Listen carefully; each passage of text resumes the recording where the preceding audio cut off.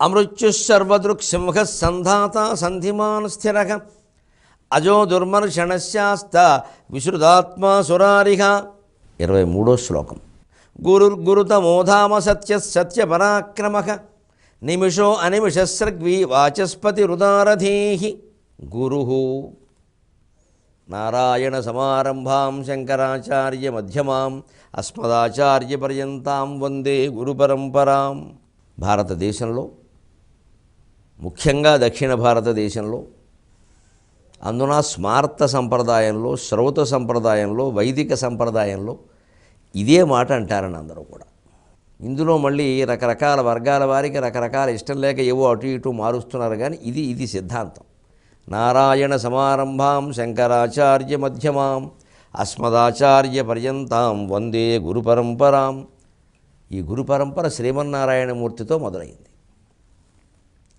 ఇక మధ్యలో ఈ దేశమంతా అనుసరించదగినటువంటి గురువు శంకరాచార్య స్వామి. మనకి ప్రత్యక్షంగా మన గురువు, మన సంప్రదాయాన్ని మనకి నేర్పిన వారెవరో అధ్యాత్మ విద్యా సంప్రదాయ ప్రవర్తకులు వారు, అంతే. ఆ అస్మద్గురు పరంపరలో అస్మదాచార్య అన్నదాంట్లో ఎవరి గురువును వారు అనుసరించవచ్చు. అంతిమంగా అందరూ అనుసరించవలసింది శంకరాచార్య విధానం, అంతిమంగా అందరూ చేరుకోవలసింది నారాయణ స్థానం. ఇది దృష్టి పెట్టుకుంటే ఈ గురు పరంపర ఎంత గొప్పదో అర్థమవుతుంది.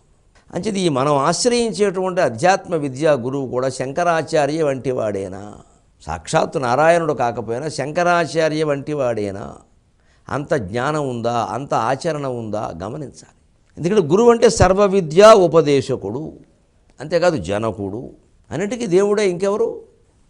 తండ్రి కూడాను. ఆ విద్యల్లో మరి శివుడేం తక్కువ కాదు. ధనుర్విద్యకు ఆయన గురువు, నాట్యానికి ఆయన గురువు. అసలు ఓనమాలు రాయిస్తే శివాయ గురవే నమః, ఓ నామక శివాయక అని ఏం పొరపాటు రాయించినా బీజాక్షరాల్లో అదే పద్ధతి. సంధ్య నాట్యానికి, ధనుర్విద్యకి, వేద విద్యకి, అనేక విషయాలకు ఆయన గురువు. అందుకని ఈ శివకేశవ భేదం లేకుండా అటు నారాయణ సమారంభం శంకరాచార్య మధ్యమం గొడవ లేదు. అందుకే కొన్ని సంప్రదాయాలు ఎప్పుడు కాస్త ఈ అహం మమ అనేది మానుకుంటే దేశమంతా ఒక సంప్రదాయం పాటించగలుగుతుంది. అదే పెద్ద ముఖ్యమైన విషయం కాదు, కానీ మొత్తం మీద అన్ని సంప్రదాయాలు మంచివే అని మనం సహనంతో ఉండగలిగితే బాగానే ఉంటుంది. మేము ఇంకోటి ఏది వినవసలు చూడం అని మాట్లాడకూడదు. గురుతమక బ్రహ్మాదులకు సైతం బ్రహ్మజ్ఞానాన్ని ప్రసాదించగలిగిన వాడు అని దీనికి అర్థం. గురుతమహ అంటే అర్థం అది. తరతమ భేదం అంటారు, దాన్ని తారతమ్యం అంటారు. తారతమ్యం, తరతమ ఆ రెండు పదాల నుంచి తారతమ్యం అనే మాట వచ్చింది. గురుతమహ అంటే గురువులలో కూడా గొప్పవాడు ఎవరు అంటే బ్రహ్మ విద్యా ప్రవర్తకుడు. రామునికి వశిష్ఠుడు, విశ్వామిత్రుడు గురువే, కానీ ఆయన బల అతి బల అస్త్రాలు మంత్రాలు అది వేరే. విశ్వామిత్రుడు రాముడికి బ్రహ్మజ్ఞానం చెప్పరా,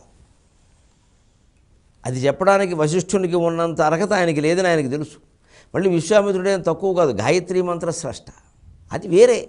ఎంత జ్ఞానం ఉన్నా కొంతమంది కొన్నిటికి సరిపోలేదు, ఎందుకంటే వాళ్ళకు కొన్ని ఇంద్రియ చాపల్యాలు ఉన్నాయి. వశిష్ఠుడికి అవి లేవు. 100 మంది కొడుకులు కళ్ళ ముందు చనిపోతే శాంతంగా ఉండగలిగాడు ఆయన. చేతకాంతనం అంటామా దాన్ని? ఎందుకంటాం? మహాయోగం అది. జరగాల్సింది జరుగుతుంది, కానీ దాని ఫలం వాళ్ళు అనుభవిస్తారు. తపశ్శక్తి దానికోసం ఖర్చు పెట్టలేదు. మరి లోక కళ్యాణం అవసరమైనప్పుడు ఆగాడా వశిష్ఠుడు? మహానుభావుల అంతరంగం అలా ఉంటుంది. లోకోత్తరాణం చేతాంసి కోకి విజ్ఞాతం అర్హతి అంటారు ఉత్తరరామచరిత్రలో భవభూతి. వజ్రాదిపి కఠోరాణి మృదూని కుసుమాదపి. ఒక్కోసారి వజ్రం కంటే కఠినంగా ఉంటాయి వాళ్ళ మాటలు, ఒక్కోసారి పువ్వు కంటే మెత్తగా మాట్లాడతారు. అంటే లోకోత్తరుడు, లోకాతీతంగా ఉంటాడు ఆ మనిషి. లేదు పిచ్చివాడైనా అలా ప్రవర్తిస్తాడు, కానీ ఒక మేధావి అలా ప్రవర్తిస్తున్నాడంటే లోకాతీతమైన వ్యక్తి.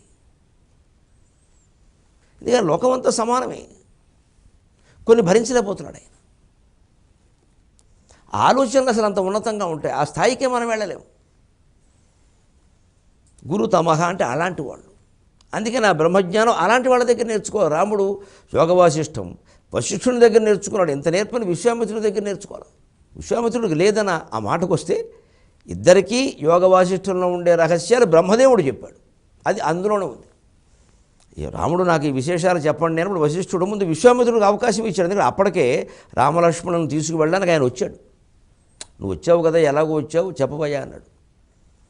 నేను రోజు చెప్పే గురువునే, రోజు చెప్పే గురువు కాదు, విశేషంగా ఎవరైనా చెప్పాలంటే ఏదో గెస్ట్ లెక్చరర్స్ అంటారు, అలా వచ్చారు, నువ్వు విజిటింగ్ ప్రొఫెసర్, నువ్వు రా చెప్పమంటాడు విశ్వామిత్రుడు. విశ్వామిత్రుడు చాలా వినయంగా ఎంత బాగా చెబుతాడంటే అక్కడ, నేను నువ్వు ఇద్దరం బ్రహ్మదేవుడి దగ్గర తెలుసుకున్నాం ఈ విషయాలు, కానీ అవి నువ్వు చెప్తేనే బాగుంటుంది అంటాడు. అంత చెప్పమని అవకాశం ఇచ్చినప్పటికీ అలా ఆలోచించేవారు అన్నప్పుడు, అలా ఆలోచిస్తేనే ఆ స్థాయి నిలబడుతుంది.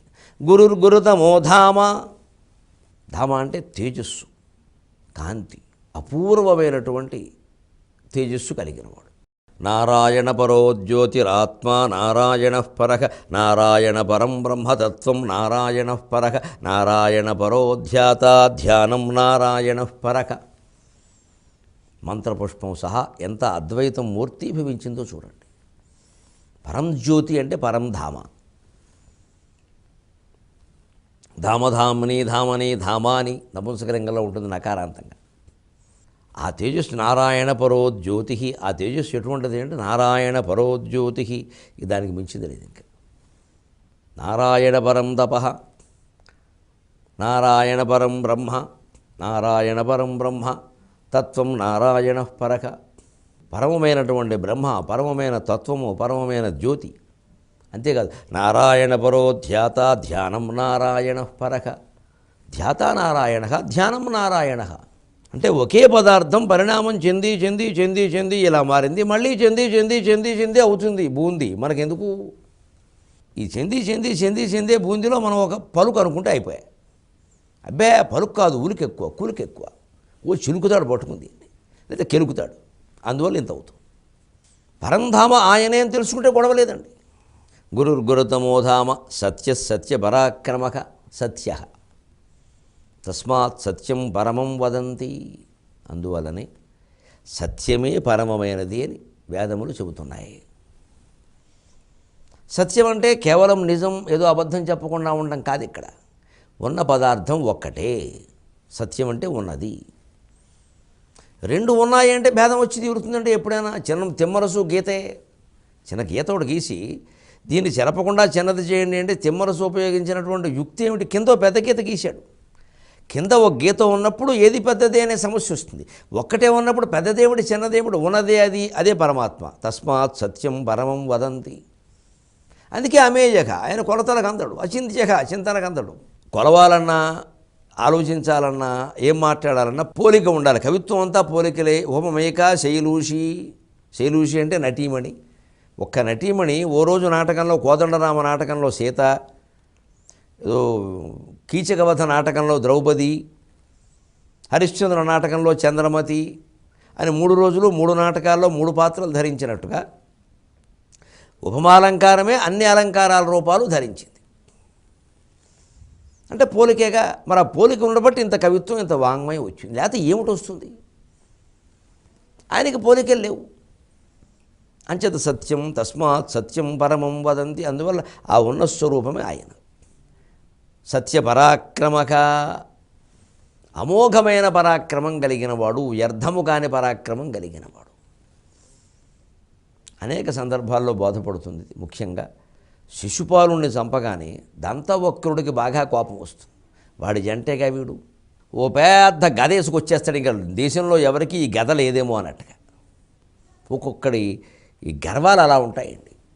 వీడికంటే పెద్దవాడు అన్నగారు చక్రం దెబ్బతో పోయాడు, ఒక దెబ్బ. వీడి గద ఆపుతుందండి, అది అంతే. మృత్యు అంటూ ఏమిటో చూపిస్తా, ఇటు శ్రీకృష్ణుడికే ఏమిటి ఏమన్నా నాన్నకు ప్రేమతో సినిమా చూపించడానికి చూపిస్తాడట. ఓ పెద్ద గద ఒకటి వేసుకుని ఇలాగ తిప్పుకుంటూ తిప్పుకుంటూ వస్తాడు వీర్రాయుడు. ఈ చెయ్యి అంతా నెప్పెట్టేసింది తిప్పి తిప్పి. అది శ్రీకృష్ణుడి మీద వేస్తాడు. అది ఆయనకి కణత మీద తగిలింది. ఒక్కసారి హా అన్నాడు. ఆయన మరి అమ్మ అన్నాడో సత్యభామ అన్నాడో అడగాలి కనపడితే.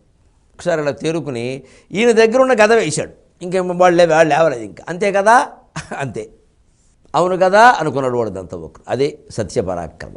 ఉరికే ఒక ఉదాహరణ నేను చెప్పుకోవచ్చు. భగవంతుడు అవతరించాడని తెలుసుండు కూడా, అమోఘ శక్తి సంపన్నుడు అని తెలుసుండు కూడా ఎన్ని విన్యాసాలు వేశారండి. ఇవాళ మనమేనా అంతే. భగవంతుడు ఉన్నాడని తెలుసు, మనం నమ్ముతున్నాం, అయినా పాపాలు చేస్తున్నామంటే భయం లేదన్నమాట. భయం నిజంగా ఆ చేసేవాళ్ళని మీరు ఎవరు పలకరించండి, బట్ సంపూర్ణంగా నమ్ముతున్నారండి. పైగా ఇన్ని మాయ పనులు చేసావు కదా, ఇంతకాలం పోలీసులకు దొరకకుండా ఎలా ఉన్నావా అంటే దైవానుగ్రహం అన్నాడు పెద్ద మనిషి. నేను ఒకసారి కుర్చీలోంచి కింద పడిపోయాను టీవీ చూస్తున్నాను. ఇప్పుడు ఇది దైవానుగ్రహం ఏమిటి? దేశాన్ని దోషేశాడు స్మగ్లింగ్ చేసేసి. ఇంతకాలం తప్పించుకుని ఎలా తిరిగావా అంటే దేవుడు మహిమ అండి. దేవుడు మహిమ అయ్యి బాబు, దేవుడి కంటే మహిమ విడిది. ఇలా ఉపయోగించుకుంటున్నారండి దేవుణ్ణి. ఇప్పుడు మనం దంతవక్రులు లాంటి వాళ్ళమేగా. వాడికి దంతం ఒకటే వక్రం, మనకు మొత్తం సర్వాంగాలు వక్రమే. సర్వాంగ వక్ర. ఇలా ఉంటుంది మన ఆలోచన. నిజంగా దేవుణ్ణి నమ్మితే ఇలా ఉండమండి. దేవస్థానంలో పనిచేసే ఉద్యోగుల్లో అవినీతి. మేము దేవుణ్ణి నమ్మితే జరుగుతుంది అది. అలా అంటారో ఉన్నాడో లేదో తేల్చుకోవాలి. పోయాక తేల్చుకునేది ఏమిటి? కాల్చుకునేది ఉంటుంది, పోయాక తేల్చుకునేది ఉండదు. ఈ అజ్ఞానం నుంచి బయటపడి సత్యపరాక్రమ భగవంతుడు దెబ్బ కొట్టేస్తాడు. ఈవేళ మనం గదేసుకుని ఊరికి గిరగిర తిరగచ్చు, అయిపోయినట్టే. అవును కదా, అంతే కదా అంటారు అందరూ. గదే, అదే సత్యపరాక్రమ. గురుర్గురుతమోధామ సత్యపరాక్రమ నిమిషో అనిమిషస్రగ్వి వాచస్పతి రుదారథేహి. నిమిష అనిమిష రెండు కలిపి చదువుకోవాలి. అంటే ఏకనామం కాదు, ఒక అన్వయం చేసుకోవాలి. ఇది నారసింహవపు శ్రీమాన్, అనిర్దేశవపు శ్రీమాన్, అలా అన్వయం చేసుకుని చదువుకుంటేనే అర్థమవుతాయి. నిమిష అనిమిష, రెప్పల మూయువాడు నిమిష. రెప్పల మూయుడైన నిమిషం అంటారు. అందుకే దాని నుంచే నిమిషం అనే మాట వచ్చు. నిమిషము, సెకండ్లు ఇవన్నీ దాని నుంచి వచ్చు. అనిమిష రెప్పల మూయన వాడు. ఏది నిజం? ఇది అర్థం అవ్వాలంటే భగవంతుడు సృష్టి, ఆ నిర్మాణం అర్థం కావాలి. సృష్టి జరిగితే ఆయన అనిమిష, జరగలేదు నిమిష. అదే అమ్మవారి విషయంలో కూడా ఉన్మేష నిమిషోత్పన్న విపన్న భువనావళి. ఉన్మేష ఉత్పన్న భువనావళి, నిమిష విపన్న భువనావళి. అమ్మవారి విషయంలో అది ఎంత తేడా ఉంటుంది చూడండి. అయ్యవారికి అమ్మవారికి. అమ్మవారు ఉన్మేష ఉత్పన్న, ఆవిడ కళ్ళు తెరిచిందిట, ఈ సృష్టి పుట్టి నడుస్తుందిట. ఆవిడ కళ్ళు కనుక మూసింది అంటే నిమిష, అయిపోయినట్టే లెక్క. అందుకే అమ్మవారి విగ్రహం ఎప్పుడూ కళ్ళు తెరిచే ఉంటుందని వ్యాఖ్యానాలు చేశారు పెద్దలు బహు చమత్కారంగా. అదే శివుడు విషయం మీరు గమనించాలి, ఆయన ఎప్పుడు కళ్ళు మూసుకుని ఉంటాడు. ఆయన కళ్ళు తెరిస్తే ప్రమాదం కూడా, తెరిస్తే మూడో కన్నా తెరుస్తాడు ఎక్కువ. ఆయన కళ్ళు తెరిస్తే ఈ విశ్వం ఉండదు, ఆయన కళ్ళు మూస్తే ఇది ఉంటుంది. అందుకే వీరిద్దరికీ సమన్వయ స్వరూపమే విష్ణువు. కాబట్టి నిమిష అప్యనిమిష. ఎప్పుడు నిమిష ఎప్పుడు అనిమిష? నిర్మాణంబను చేసి సృష్టిని క్షీరాబ్ది ద్వారేసినాడు. శ్రీ మహావిష్ణువు నిద్రలేస్తాడు అంటే నాకు ఆశ్చర్యం ఏంది. ఒకసారి క్షీరాబ్ది ద్వారేసినాడు, మా అమ్మ పుట్టినరోజు, ఆవిడ పుట్టినరోజు చేస్తుంటే దేవుడి మీద ఏమైనా భజన చెప్పరా అంది. ఇదే ఆలోచన వచ్చింది నాకు. ఏం చెప్పమంటావు అమ్మా అన్నాను. దేవుడు నిద్రపోవడం ఏమిటిరా, మళ్ళీ లేవడం ఏమిటిరా, అది ఎవడో చెప్పమంది. కవిత్వానికి దొరకంది ఏముంటుంది? నిర్మాణంబును చేసి సృష్టిని భవన్నీరేజ నేత్రంబులు ఆ కర్మం బంధున ఎంత డస్సినవో. స్వామి, నిర్మాణంబును చేసి సృష్టిని భవన్నీరేజ నేత్రంబులు ఆ కర్మం బంధున ఎంత డస్సినవో. యోగంబూని నిద్రించియున్ ధర్మోద్దీప్తికి నిద్రలేచదవు శుద్ధద్వారసిన్నీవు. యోగంబూని నిద్రించియున్ ధర్మోద్దీప్తికి నిద్రలేచదవు శుద్ధద్వాదశిన్నీవు. చాతుర్మాస్యంబులనాచరింప కనువిందుల్ క్షీరవరాం నిధుల్. ఈ సృష్టి అంతా నిర్మాణం చేసేవయ్యా, కళ్ళు తెరిచావు. అనిమిష. అమ్మవారిలాగే, అమ్మవారు విష్ణువు ఒకటేగా, శివుడు మళ్ళీ వేరే. ఎంతైనా అన్నగారు చెరువులో ఒకటే, బావగారే వేరు. భవన్ నీరేజ నేత్రంబులు, పద్మాల్లాంటి నీ కళ్ళు, సున్నితమైన నీ కళ్ళు, లేత తామరపు రేకుల్లా వికసించినటువంటి నీ నేత్రాలు స్వామి. ఆ సృష్టి చేసి ఎంత అలిసిపోయావు. సృష్టి చేస్తే కళ్ళు అలిసిపోవడం ఏంటి? కళ్ళ నుంచే సృష్టి. కేళిలోల విలస దృగ్జాల సంభూత నానాకంజాత భవాండ కుంభకు మహానందాంగనాడింభకున్. పోతన గారి మాట ప్రమాణం. సరదాగా లక్ష్మీదేవికి చూస్తే ఆ చూపుల్లోంచి పుట్టింది ఈ ప్రపంచం. చూపుల్లోంచి పుట్టింది కాబట్టి కళ, బ్రహ్మ సత్యం, జగన్మిథ్య తీసేయి. అలా కళలు కని ఇలాగ అనేక కల్పాలు అనేక బ్రహ్మాండాలను పుట్టించి ఆ కళ్ళెంత అలిసిపోయాయో. అందుకే పడుకుని ఉంటావు. ఇదో చమత్కారమైన ఒక నిజం కూడా, నువ్వు దానికే ఉంది. అంచేత పడుకుని యోగంబూని నిద్రించియున్, యోగ నిద్రపోయాడు ఆయన. అది భోగ నిద్ర కాదు, రోగ నిద్ర కాదు, యోగ నిద్ర. నిద్రపోయినట్టు మనకు కనపడతాడు, ఆయన పడుకోడు. అదే యోగ నిద్ర, యోగంతో కూడిన నిద్ర. యోగ శబ్దం దేనికి చేర్చినా ఆ విశేషార్థం వస్తుంది. ధర్మోద్దీప్తికి నిద్రలేచదవు శుద్ధద్వారసి, నీవు మళ్ళీ క్షీరాబ్ది ద్వారసినాడు. ఈ ధర్మాన్ని లోకాన్ని ఉద్ధరించడానికి నిద్రలేస్తావుట, ఈ లోపే ఏమైనా జరిగిపోతాయేమో ప్రమాదాలు. అదేనయ్యా సారాంశం. అందుకని చాతుర్మాస్యంబులనాచరింప కనువిందులు క్షీరవారామునితో. నిజంగా ఆషాఢశుద్ధ ఏకాదశి నుంచి కార్తీక శుద్ధ ఏకాదశి వరకు ఈ 4 ఎవరైతే బ్రహ్మచర్యాన్ని భూశయనాన్ని ఆ ఏకభుక్తాన్ని పాటిస్తూ భగవన్ నామస్మరణ చేస్తూ కాలక్షేపం చేస్తారో వారు వైకుంఠంలోనే ఉంటారు, ఇంకో లోకంలో ఎందుకుంటారు. ఇది నిమిష అనిమిష అన్నదానికి వ్యాఖ్యానం. 2 స్థితులు ఆయనవే. ఆ మూసేదలుచుకోండి మూసేసి నిమిష, తెరవదలుచుకోండి తెరిచి అనిమిష. ఉన్మేష నిమిషోత్పన్న విపన్న భువనావళి. ఇక్కడ నిమిష అనిమిష. స్రగ్వీ చాలా గొప్ప మాట. స్రక్ స్రజవు స్రజ, జకారాంత స్రజ్య శబ్ద అంటారు. స్రక్ స్రజవు స్రజ అంటారు. స్రజం స్రజవు స్రజ. అలాగా ఏమిటి స్రగ్వి? వైజయంతిమాల. ఆ వైజయంతిమాల ఆయన మెడలో ఉండే వనమాల, వనమాలీగ దేశార్గి, అందులో వనమాల. ఆ వనమాలే విప్రనారాయణుడుగా పుట్టింది. 17వ శతాబ్దంలో సారంగు తమ్మయ్య వైజయంతి విలాసం అనే కావ్యంలో ఆ విప్రనారాయణుడు ఎలా జన్మించాడో చెబుతాడు స్పష్టంగా. కరుణాసింధువు శౌరి దివ్య సుమనో గంధోల్లసన్మాల్యమాదరణం బొప్పను సంగ, అప్పుడే అహో తద్వైజయంత్యంశ విస్ఫురణన్ గర్భముదాల్చి పొల్చి కడున పూబోడి భాస్వద్యుతిన్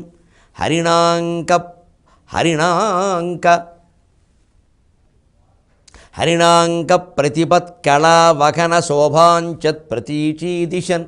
హరిణాంక ప్రతిపత్కళావఖన శోభాంచత్ ప్రతీచీదిశన్. ఆ విప్రనారాయణుడి తల్లి తండ్రి తపస్సు చేస్తే వారికి ప్రత్యక్షమై స్వప్నంలో శ్రీ మహావిష్ణు ఆ తన మెడలో ఉండే దండ అలా విసిరట్ట. ఆ దండ విప్రనారాయణుడుగా పుట్టింది. దివ్యగంధోల్లసన్మాల్యము, దివ్య సుగంధాలు వెదజల్లేటువంటి తన వనమాలను అలా విసిరడు. వాడు అదృష్టం ఎంతటిదో.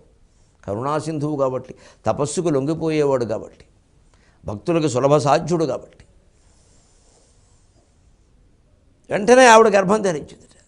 ఆదరణం బొప్పను సంగే అప్పుడే అఖా తద్వైజయంతి అంశ విస్ఫురణం గర్భముదాల్చి పుల్చి.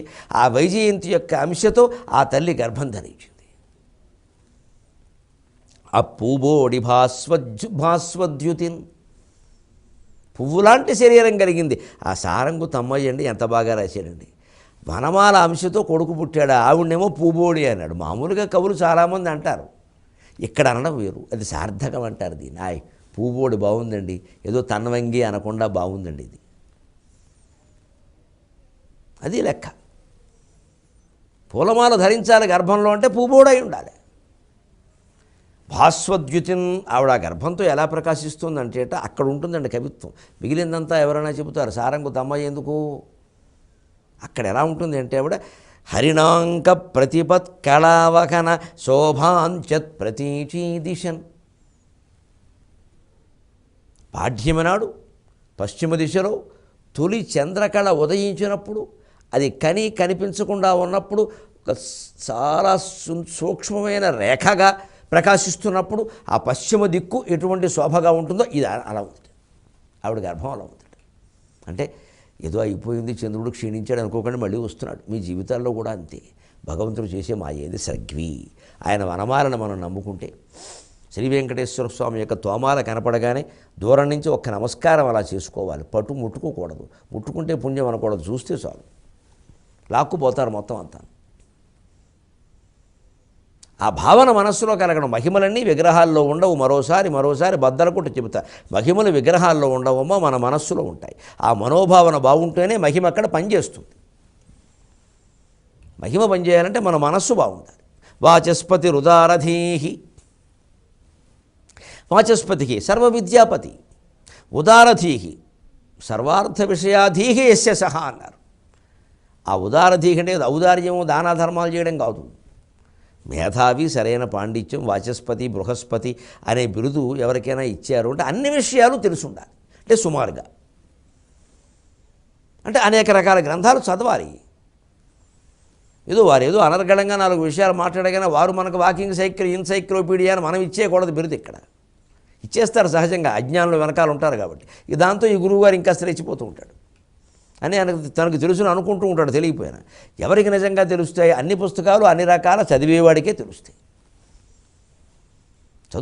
చదవాలి. ఏది గ్రహించాలో ఏది గ్రహించాలి, ఏది చెప్పాలో అదే చెప్పాలి. అదే ఉదారధీహి సర్వార్థ విషయాధీహి, అన్ని రకాల సమస్యలకు పరిష్కారాలు ఆయన పరిజ్ఞానంలో ఉండాలి.